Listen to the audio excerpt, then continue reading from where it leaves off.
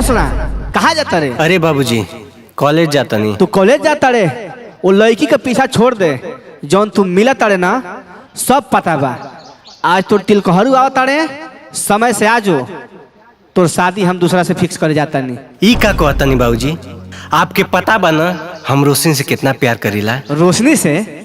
अरे जमीन आसमान का कबू मिलन भइल बा कि मिलन होई? अरे वो कहाँ बिया, हमनी का परिवार कहाँ बा? अरे तू नाक कटाल चाहता रे का? अरे कम से कम हमारी इज्जत रख।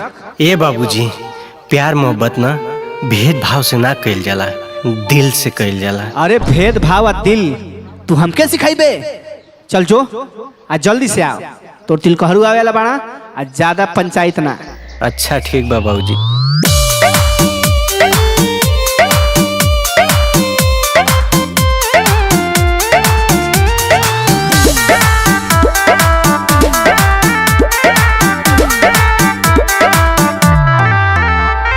माना हमार परिवार करता, यही से न जिए के विचार करता। अरे पागल ऐसे मत कह।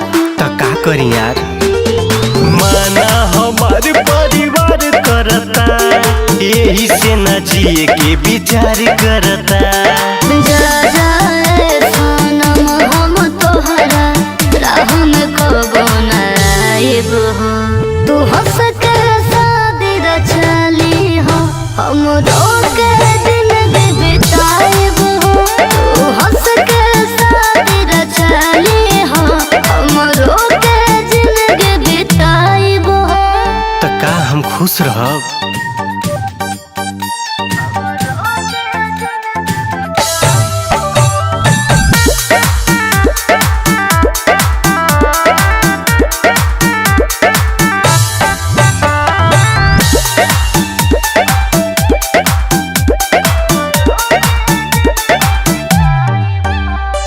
तनिको न गलती तोहर बाइया, रहे किस्मत में न हमारो प्यार। का करबा? सुनो दिल में दर्द बाटे, तना प्यार करीला मजनू जतना। हमारा मंदिर के हवा देवता, चाह के भी नहीं भुलाइब हो।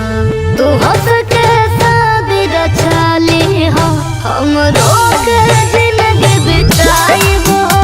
तू हंस के शादी रचली हो, हम रोके जिंदगी बिताइब हो।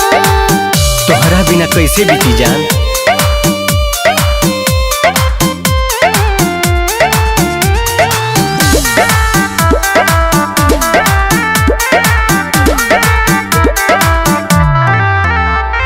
भोल मिलन अधूरा रही हो, बाकी सात जन्म प्यार पूरा रही हो।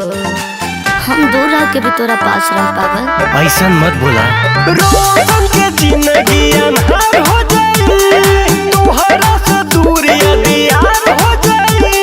सुनो सरगम हो साहब सितम हो, पूछो न तोके बताइब हो।